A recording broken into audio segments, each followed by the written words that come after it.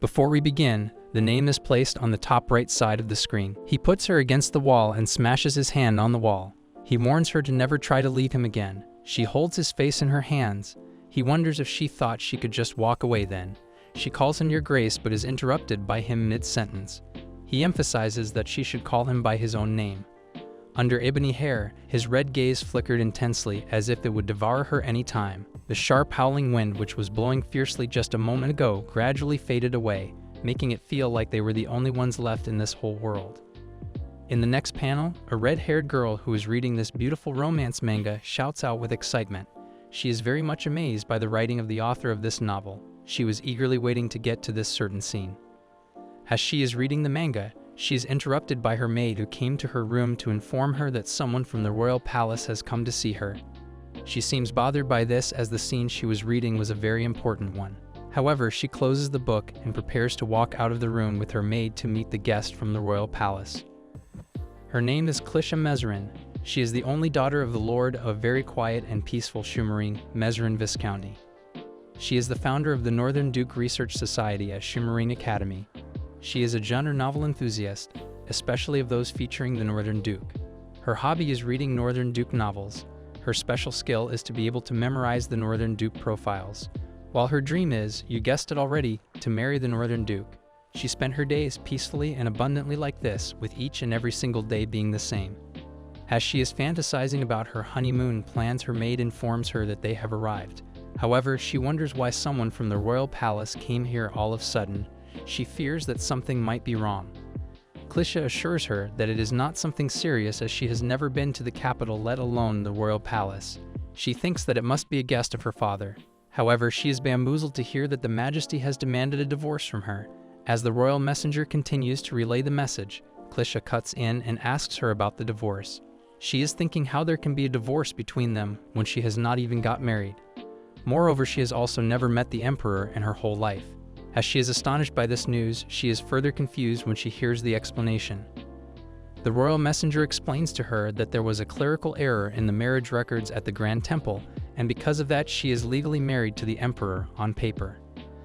The royal messenger throws her into valleys of despair when he informs her that according to the divorce procedures specified in the imperial law, after the commencement of divorce, the empress is required to seclude herself for 10 years to diminish her political influence. To make that possible for current Mezerin Viscounty, a relocation order to Rika Island has been issued for her, which simply means that she would not be able to return to the mainland for the next 10 years. The royal messenger adds that, as a compensation, the emperor has promised to provide vast lands, wealth and territories to Mezerin Viscounty. However, even this does not satisfy Clisha, as she thinks that this is full of nonsense. She shouts so loud in front of the royal messenger that her voice could be heard by the gardener in the lawn. She becomes hysterical after hearing this whole explanation. She thinks that it is not fair for her to pay for their mistake. Before she starts insulting the royal messenger, Isaac Mezerin of the Mezerin Viscounty, her father, puts his hand on her mouth and bids farewell to the royal messenger. However, the assistant of the royal messenger asks him if this is okay. He assures him that they have done everything they could possibly do. She goes into trauma after hearing this royal decree. Her father asks her if she has calmed down. The more she thinks about this royal decree, the less sense it makes. She thinks that despite the fact the royal family is very powerful, this decree is still way too much. Her father agrees with this. She asks her father if he is upset that the royal family is treating him this way. She still doesn't see why she should be held responsible and blamed, despite the fact that the royal family made the error. His father, even though he knows that the royal family is at fault, thinks that they cannot afford to deny a royal decree. Clisha goes into shock and becomes silent after hearing this response from her father. His father was once a commoner knight. He distinguished himself in a war 10 years ago and was granted the title of Viscount along with plains of Shumarine as his territory. He did not have any interest in struggles between the nobles for power. He only lives and dies by the command of the royal family, truly like a loyal soldier does. Clisha wonders if she also has to obey this absurd order just like his father. She thinks that the seclusion ordered by the royal family is basically an exile for 10 years. She also cannot seem to shake off the fact that she would be divorced at the mere age of 21, as she plans to marry a northern duke. As she is thinking, a phoenix bird, whose name is Kukas, appears in front of her. It tells her that she is unfortunately bound by human rules. However, he assures her that she belongs to a grand cycle that governs the flow of this world. Clisha is tired of hearing about this grand cycle for years. She begs Cucus to stop talking about it, as it is not something very important. After thinking for some time, she makes a decision suddenly that she will not sacrifice herself for the sake of her father's chivalry. She plans to go to the temple to demand answers. In case this does not work, she also plans to go to the royal palace to settle this matter. She thinks that she needs to see the face of the man who is supposed to be her husband. Cucus, who is hearing all of this, thinks that the cycle has finally begun to move. Then we see Clisha jumping out of her room to go to the capital, for which she needs to stop by the stables. She wonders if everyone thought she would go along quietly with their decisions. As she is walking to the gate, she is surprised to see her father, who seems to be waiting for her. While wearing his knight armor, he knows that Clisha intends to go to the capital. However, he informs her daughter that a royal decree is both a noble's duty and a knight's honor, and if she truly wishes to leave to the capital, she must first overcome him, the Red Lion of Shumarine. In the very next moment, he gets smashed to the ground by Clisha, who has already mastered the upper level of Fire Rune. He goes into despair because of the fact that she went quite hard on her old father. He is informed that Clisha has passed through the front gate. The butler inquires whether they should go after her. Isaac thinks that there is no need for that, as they have done their very best to prevent her from running away, and he thinks that it is about time she decided to move on her own. Isaac thinks that the bloodline she possesses does not allow her to grow up sheltered. To hone her skills, she needs to go out and face some hardships. As they are talking, Clisha continues to race towards the capital on her horse very fast. After that, Isaac stands up to walk to his room with his aching back. By the time the sun shines brightly over the mountains, Clisha manages to reach Gateway City Muta, which is considered a paradise for the travelers and the largest commercial district in the Empire. Because it is the only flat route from the south to the capital, it is always bustling with the people and money from merchants from all over the continent, along with numerous travelers, mercenaries, couriers, errand runners, and problem solvers. Clisha, despite her current appearance of heroine, managed to cover a 2-week distance in just 3 days by riding non-stop without giving any rest to the poor horse. Shoecream, her horse, starts drooling when he sees the delicious meat on the food stalls. As he is about to take a bite, he gets stopped by Clisha, who warns him to not give others a clue that he is a mixed breed, because she is trying to maintain a normal traveler image. The horse wonders if his owner has any conscience, as she has only given her jerky for 3 days straight. Clisha reminds him that he can easily go a week without any food. Upon continuous struggle from Shoecream, she promises him that she would give him meat when they reach the capital. Shoecream thinks that it is abuse, as he is pushed into the stable by Clisha. After giving Shoecream to the stable owner, she rushes out of the shop. Shoecream continues to shout her name as she leaves her. Clisha ignores it by joking it off as a separation anxiety and continues to run away from the stable. She books a room in the lounge and sits at the table waiting for the food to be served. As she waits for her food, she is gazed at by other men in the lounge who are confused about whether she is a man or a woman. Some think that she is not a man, as her stature is very small. However, as they see her gluttony, all of them reach a conclusion that Clisha is actually a man. Clisha, on the other hand, is oblivious of their gazes, as she is very hungry. She misses her father a lot after she leaves her home. She gazes upon her leg piece, thinking whether she should let Shoecream have a bite, but decides not to. Her horse, Shoecream, is actually a hybrid of dragon and a horse, which makes him a lot similar to a divine beast. He is a carnivorous horse that can easily cross the continent in a week, which is a sign of him being a true monstrosity. They are very rare, to the point that it is quite impossible to see one outside the royal palace. Clisha, however, happened to find her on a road, right in the middle of a ferocious battlefield. She offered him a jerky, which was rejected by him, as he cannot eat a piece of meat like this. But Clisha, however, managed to pet him by offering her the jerky on a stick. She met Shoecream in the war with the Serban Empire that lasted for 10 years. She spent her whole childhood on that battlefield. She roamed the battlefield, being carried on her father's back when she was a baby. She is annoyed by the fact that she is soon to be exiled for 10 years after finally being able to enjoy her youth. As she finishes her food, she wishes for the Emperor to be a reasonable person. In Muta, which is the largest commercial city in the Furza Empire, there is a reigning power known as Toma Holdings Corporation, which is oftentimes more powerful than the royal family and more revered than the Genesis Temple. Toma's influence is spreaded in all of the Muta, from children's candy to the lifeblood of the black market. This huge corporation that dominates the Furja Empire's commerce is surprisingly run by a single young man. His name is Toma Ryukin. He oversees all of the matters of Toma Holdings. As he is having a stroll in the horse stable with his workers, he is informed that the price of imported hay has increased. Upon hearing this, he orders this matter to be investigated. He continues to discuss business matters with his workers as his eyes fall upon Shoecream, who is having dreams about meat. He inquires about the owner of this horse. He is informed by the stable manager that this horse belongs to a guest who is staying at Toma Inn. The manager wonders whether there's a problem.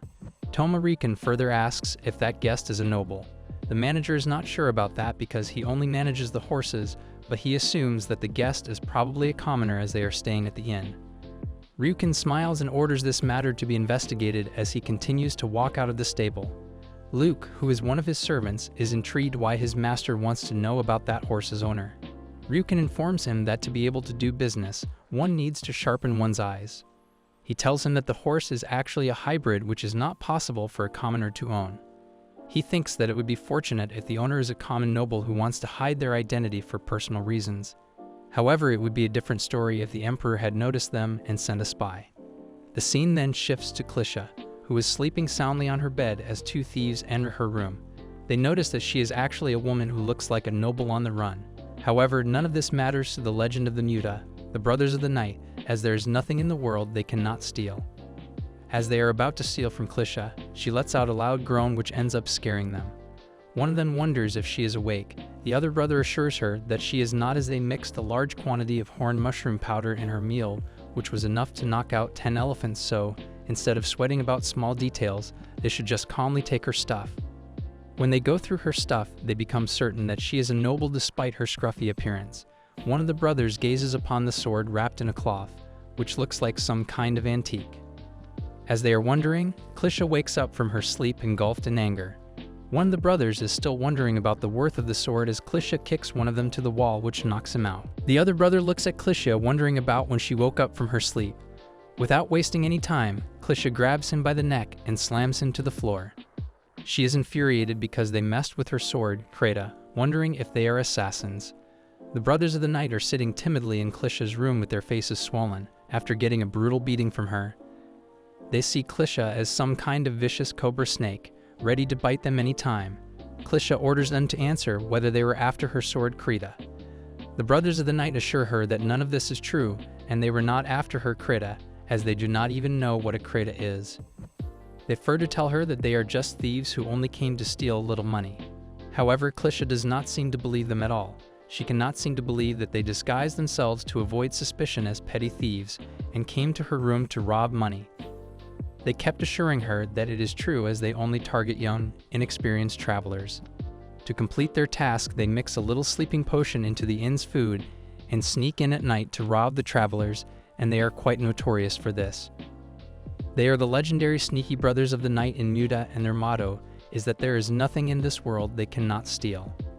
Klisha is doubtful about the sneaky part, but what intrigues her is the horn mushroom. The Night Brothers tell her that even though not many people use it, one can use powdered horn mushroom as a sleeping agent. However, they wonder why it did not work this time on Klisha. Klisha sighs and tells them that the horn mushroom does not work on her, which surprises the Night Brothers, wondering if she is immune to horn mushroom. The scene then shifts to Red Lion of Shumarine and the self-proclaimed uncle and aunt of Klisha. There is also a young knight, Aunt Lance, among them, famously known as the Master of Modern Medicine. She made many significant contributions on the battlefield where the medical supplies were scarce. Despite the fact that she contributed greatly to the knights on the battlefield, her excessive affection for Klisha was a problem. She fed strange things to Klisha in the name of nutrition, despite Isaac being vehemently against this. However, through precise dosage control, she managed to train Klisha to be immune to almost all kinds of poison. Therefore, the reason Klisha slept earlier was not because of horn mushrooms, but because she was very tired. This ends up giving the Night Brothers a great shock, and they started to think if it even made sense. To be able to not only beat up two men with her small stature, but also being immune to poison made them think if Klisha was even a woman.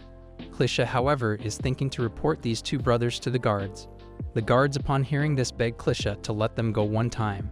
They promised that they would never steal again, and the only reason they resorted to stealing was because they were desperately poor and hungry. They only started stealing because they were struggling to pay for their mother's medicine for dementia.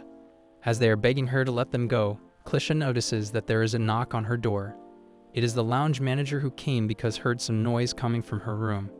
Clisha, realizing that the lounge manager arrived here too quickly, orders the Knight brothers to take the money and leave quickly within 10 seconds. They are astonished over the fact that Clisha is letting them go. Clisha explains that even though they have done bad things, they did not ever draw blood for their purpose, so they should consider this the price for quitting this life. She advises them to not waste this money and use it for their mother's medicine. After hearing this, lined by the red radiance they felt Clisha was giving, they thought that she was the Red Witch. Clisha became infuriated over being called a witch even though she went out of her way to save them. The brothers, doing their best to not get swept by her anger, finally decide to leave, thanking Clisha for her kindness. In the next scene, the Knight brothers jump off the roof and start escaping, laughing about how they fooled Clisha, as they are orphans, and they do not even have a mother. They wonder if they are more suited to scamming than stealing. As they continue to run, they realize that it felt like they met the Red Witch again, and they decide to quit stealing from others for real. The scene then shifts to Clisha, who is assuring the lounge manager that she was not robbed, rather she was just catching some bugs. Clisha sits on to her bed with a sigh, wondering about the drama that happened. She unnecessarily got involved in it because she was reminded of growing up without a mother. As she is reminiscing about her past, she manages to spot another thief who was hiding behind her room's window the whole time. After getting found out by Clisha, the thief did not hesitate to waste a moment and quickly jumped from her window and ran away, while she wondered about the weird happenings in this town, as it is hard for one to travel if it is this scary. The scene then shifts to Rican, who is getting information about Clisha from his servant, Luke. He informs Rican that the name of the person staying at the inn is Sasha Lin, who appears to be 18 years old. He further informs Rican that Sasha used gold coins from the Imperial Central Bank and was covered in dirt like a homeless person. Despite that, he naturally talked down to the staff who served him food right away. He also ate hastily as if he was starving, but still managed to observe basic etiquette thoroughly. Rican ponders for a moment and tells Luke that he is the young heir of a southern noble family, which surprises Luke. Rican further deduces that the mixed breed warhorse he saw in the stable was exhausted because it ran day and night for at least 3 days. Rican adds that it only makes sense if he came straight up from the southern part of the empire. He further deduces that Sasha has an urgent business in the capital, which explains him hiding his identity while riding a mixed breed warhorse to the capital alone. As they are discussing, they hear someone entering Rican's room. He is the same man who was sneaking on Clisha. He informs Rican that the Brothers of the Night made their move. Luke is surprised upon hearing about the Brothers of the Night, the petty thieves who have been active for years. The spy informs Rican that he observed Sasha closely in case he was in any danger, but he easily subdued the brothers and said that he was resistant to most poison. The spy further adds that Sasha was also able to notice his presence that made him withdraw quickly, which surprises both Rican and his servant Luke. The spy also assumes Sasha to be a rune user, but he was not able to identify what kind of rune it was. Rican is amused after hearing all of this information, and he asks about the recent happenings in the Imperial family, wondering if the old men of Xenia said something. Luke informs him that there is no special news from the Imperial family, and Xenia only sends details about the financial expenses of the Imperial family. Rican thinks that they have managed to find the Emperor's secret agent and they need to meet that boy in person, and for that to happen, he orders Luke to make it happen as naturally as possible. The chapter starts with the mention of the Servan War. It is said that 20 years ago, the Ashia continent was being consumed by the ambitions of the Servan Empire. The Servan Imperial family possessed the power to shatter the minds, which made it possible for them to sweep across the entire continent, committing massacres and mass plundering. As the Servan Empire was about to conquer the Ashia continent, the Ferja Empire led by the knight Isaac Mezrin succeeded in reclaiming the southern part of the continent, which made him earn the title of the Red Lion of the battlefield. That marked the beginning of the fierce battle between the two great empires, Ferja and Servan. After 9 years of continuous war, the situation of the battlefield completely reversed at the Carrion Plains with the help of only one person who also personally managed to behead all the members of the Servan Imperial family. The man who was able to unify 70% of the Ashia continent and end the war was none other than the 16-year-old Crown Prince, the sole ruler of the continent's 5 great dynasties, Yan Ferja. He was the youngest emperor who ascended the throne, and also managed to stabilize the chaotic situation of the Ashia continent, and he has been ruling for 10 years. The scene then shifts to the 4th Emperor of Phrygia, Yan Felician de Phrygia, who smashes his table furiously because he cannot seem to believe that he got married to someone he has not even met due to some clerical error. The marriage registration was submitted 3 years ago, so he is currently married according to the documents. Yan is surprised over the fact that the officials found out about this only after 3 years. The officials apologized for their negligence. Yan overlooks their mistake and orders them to cancel it quickly, while making sure that no unnecessary traces are left. However, he is surprised as he is informed by one of the officials that it is impossible to cancel the marriage now, as the marriage register is under the jurisdiction of the temple, which cannot be handled by the imperial palace, and this is the first time they have learned of this law. Yan Phrygia goes silent after hearing this. He then puts his hands over the documents and starts throwing them to the faces of the officials. Behind the clean and strong appearance of the great emperor Yan Phrygia, the hero of the Ashia War, lies his true nature of a capricious psychopath, a mad dog, lunatic, and a scoundrel who does not care about anyone. As he is beating the officials, he calls Murhi, his advisor, and orders him to prepare for his meeting with the head of the temple, as he needs to meet him right this very instant. Murhi assures that he will do it right away, while praying to the creator of the world to kindly let this drama be resolved within the temple. But his prayers are not answered, as the head of the temple informs the emperor that it is simply not possible to cancel the marriage, which sends both the emperor and his advisor Owen Murhi into deep shock. The emperor asks the head of the temple about the reason for it not being possible, while Murhi is wondering whether he should change his religion or not. The head simply says that it is just not possible because the documents regarding the royal birth, registration, marriage, and so on are all managed by the temple to prevent any kind of manipulation of the royal lineage by those in power within the palace. For this reason, even the emperor is not able to change the documents. Yan corrects the head that it is not about modification because the documents were messed up by the temple in the first place. The head of the temple responds that it is merely the claim of the current palace because according to the current records, the marriage registration was submitted correctly 3 years ago. He further continues that the correction period for the marriage is only 1 year, and after that year, the document is blessed and sealed by the church. After that, no one is able to alter the blessed records regardless of the reason they have. The head further adds that the marriage document of the emperor was blessed 3 times for special reasons. The emperor is very much annoyed by this explanation. Murhi sees his annoyed face and repeatedly begs him to be patient. Yan suggests that the situation can be resolved if they bring the parties involved to testify to prove that it was not coerced. The head of the temple, however, rejects this suggestion, as he has no way of knowing if the woman was oppressed or coerced by the emperor's change of heart. The emperor gets infuriated by the comment made by the head of the temple. He activates his rune, which freezes the coffee the head of the temple was drinking, and asks the head whether he truly understands the gravity of the comment he just made. His advisor, Owen Murhi, requests him to withdraw the rune as he is in the temple. The head of the temple, on the other hand, gazes at his freezed coffee and reminds the emperor that because he is the highest and the noblest person in this land, the rules, therefore, must be stricter for him. He then clearly states, as the head priest of the Creation Temple, that the marriage of the emperor cannot be altered no matter what. After that, the scene shifts to the palace, where the emperor just smashed the palace wall. He is wondering if he should burn down everything or change the state religion instead. Murhi, on the other hand, quickly advises the officials to just get out of his sight, otherwise, it is totally possible that they will be the next target of the emperor's punch. Yan thinks that the people at the temple are out of their minds, as they sealed the emperor's marriage record without even bothering to report it to the palace. Murhi hears this and reminds Yan of the time when he ordered Murhi to handle the delayed paperwork himself, as that was the only reason they brought Murhi, the genius of the century, from the academy. Murhi cries that he cannot handle this alone, and final budgets must be done by the emperor, as there are some documents that cannot be accessed by an advisor, but Yan thinks that to be a hassle. Murhi asks about the ambush that was by the rebels today.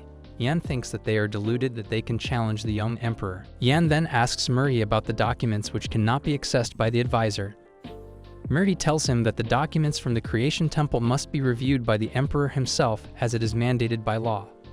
Yan orders him to just not submit them in the future. Murhi, astonished by the emperor's response, advises him that even though most of it is not important, something critical can come up sometimes.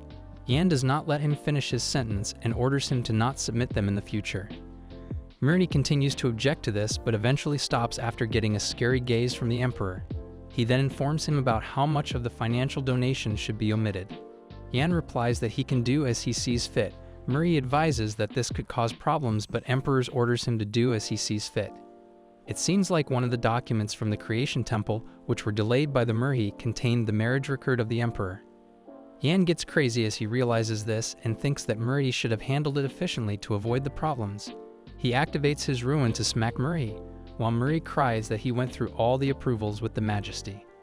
As they are arguing over this, they are interrupted by the brother of the Emperor, who requests the Count Murray to stop tormenting his brother. He tells him that this matter can be resolved as long as they are not a married couple. Continuing from the 4th chapter, the Emperor's brother advises him to consider getting a divorce, as there is no other option besides this.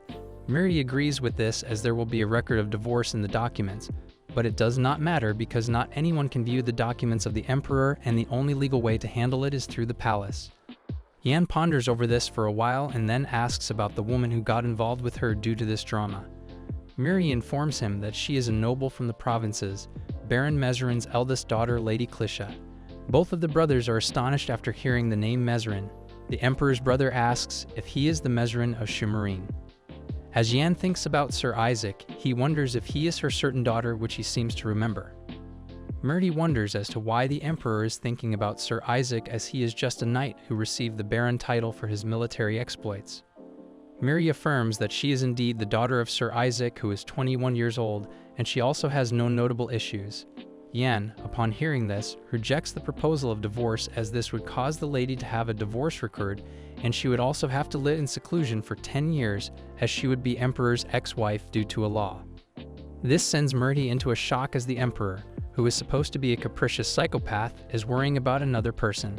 However, Murray assures him that if they follow the formal divorce process, then it would not be unfair to the Lady Clisha, as she will be treated as an ex-empress officially, and she will also receive a huge amount of wealth and lands as a compensation, and this would not count as a loss for Baron's daughter. Yan still rejects this proposal, as this will ruin the bright future of a young lady, and proceeds to ask for an alternative. His brother, who is looking at Yan, suggests a national mourning. The Emperor, Yan, and his advisor Murray are shocked by this proposal. The Emperor asks if that is even a suggestion for this situation, while Murray thinks that there are limits to jokes. After seeing that both of them did not like his suggestion, he then suggests his brother to marry the lady herself, as it is what their fate decided. Murray requests the Emperor's brother, Ryan, to stop, while Ryan thinks that how can Murray give his opinion on likes and dislikes of the Emperor's affairs. Yan, on the other hand, is infuriated by Ryan's comment and activates his rune. He smashes his hand on the table angrily and orders Sir Ryan Bardier de Ferja to come with him to the training grounds. In the next panel, the types of magic used in the Ferja Empire are explained. First is simple magic, which uses rare minerals called mana stones as a medium to perform spells with intricate rituals and calculations. The second is called rune magic, which directly utilizes natural energy by assimilating into the body. The simple magic is widely spread and can be used for daily conveniences as long as one has mana stones and rituals. The rune magic, on the other hand, can only be learned if one's physical traits and affinity match, making it a power used by a select few. In Ferja, those with exceptional martial prowess among rune users are called rune knights. The wind rune, known as the power of flow, is specialized in combat. That is why most rune knights, including Sir Ryan, choose the wind rune. In contrast, the water rune is the power of stagnation. It is less effective in combat due to its affinity, but the Emperor can use all the 5 runes. He is the only great ruler of the continent's 5 great dynasties. After that, we see the Emperor using the thunder rune and attacks just beside Sir Ryan. As Sir Ryan is talking, Yan charges with an ice rune and aims at his neck with his sword. Ryan manages to block it, but is amazed by the power output of his brother with a mere training sword. He decides that he needs to increase the distance first. As he is thinking about it, his right foot gets frozen. Yan gets closer to his brother and activates the flame rune and starts smacking his brother with his training sword. He thinks that he has been neglecting his younger brother way too much, and he apologizes and thinks that he should have frequently trained him to be disciplined whenever he had time. Ryan, who managed to block his brother's attack, tells his brother that he would have been dead were it not for his younger brother. Yan then orders Ryan to personally go and guide Clisha Mezerin through the divorce process. Ryan wonders if he has to go personally, as he is the head of the guard and Shumarine is 2 weeks away from the royal capital. Ian does not listen to any word Ryan says and leaves the training ground. Ryan, who is still confused as to how he should explain this, is left alone as Marie also decides to leave the training room to avoid the fallout. It seems like Ryan was the one who relayed the Emperor's message to Baron. Ryan believes that his brother is weak against Isaac Mazarin, because instead of punishing this impudent commoner who refused the position of the commander, he even granted him the Baron title and land. Ryan does not think that the Mazarin family wants to conspire anything which make things easier for him, as there is no need to worry further about a simple country estate with only an old retired knight and uncultured young woman. Sir Ryan Bardier de Ferja is the Emperor's brother who gave up noble life to become the Emperor's sword and the commander of the Imperial Elite Special Guard, the Imperial Guards. He, despite being all of that, did not know what kind of trouble that uncultured young woman from the simple country estate would bring to the Empire. The chapter starts with the secretary of Thomas Rican, Luke, being asked of the kind of action to be taken against the boy named Sasha Lin. Luke remembers that his boss instructed him to create connections as naturally as possible. Luke asks about the horse of Sasha Lin, which is a hybrid. He inquires about how that horse is being managed.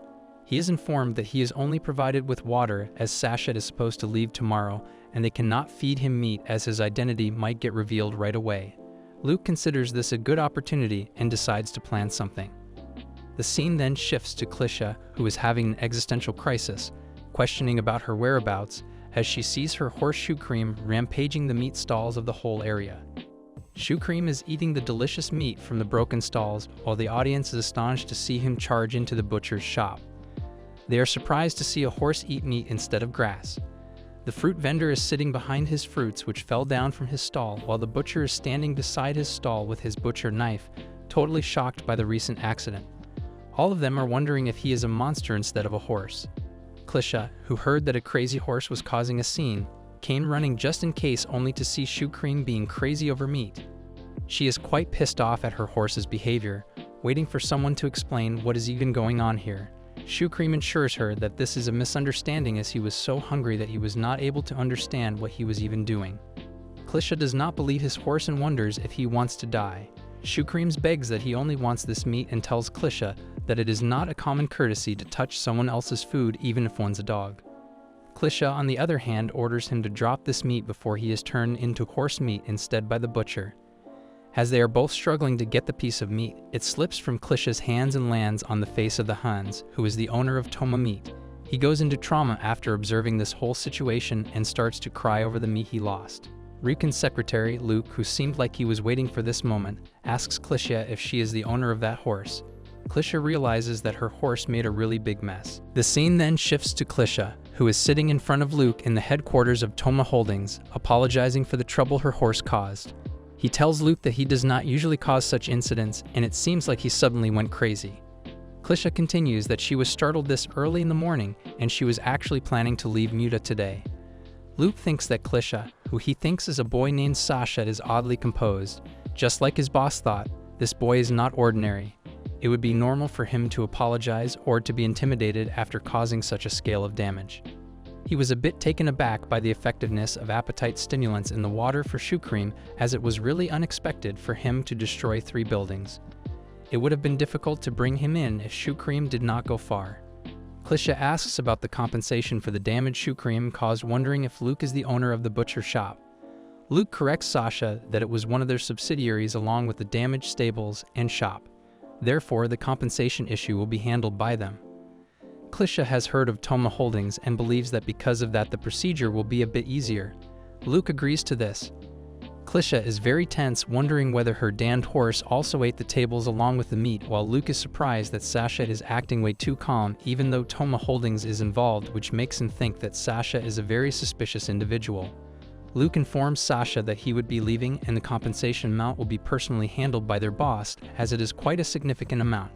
As Luke guides his boss, Clisha wonders how much it will cost. As Clisha sips tea while waiting for Luke's boss, she is greeted by Toma Ryukin. He tells her that he was informed that she caused damages to the company. As Clisha gazes upon Ryukin's face, she is shocked to see the redeeming features of the Northern Duke in Ryukin. As she sees Riken's dark black hair and red eyes along with his dark gloomy suit, she cannot hold her excitement and calls her a Northern Duke. Her comment shocks Toma Riken, making him wonder about the identity of Sasha. Toma Holdings CEO, Toma Riken was a genius entrepreneur, also known as the Golden Hand. Even though he has a commoner background, he is quite famous for having more assets than many high-ranking nobles. His real name is Eugene Weiner de Servin, the last prince of the Servin Empire, which was destroyed by Fergia 10 years ago. He is the leader of the rebel forces aiming for the revival of the Servin, known as Genia, and he is also the lord of northernmost Carrion Great Plains, lord of the Keyser family, and the true Northern Duke. He judges Sasha, which he realizes is a girl, to be quite extraordinary. He judges her to be noble from the way she holds the teacup. What surprises him more is that she knows his true identity. Riken apologizes for the unexpected revelation and asks Clicia what she actually meant when she called her the Northern Duke. He decides that he would eradicate her on the spot depending upon the answer she gives.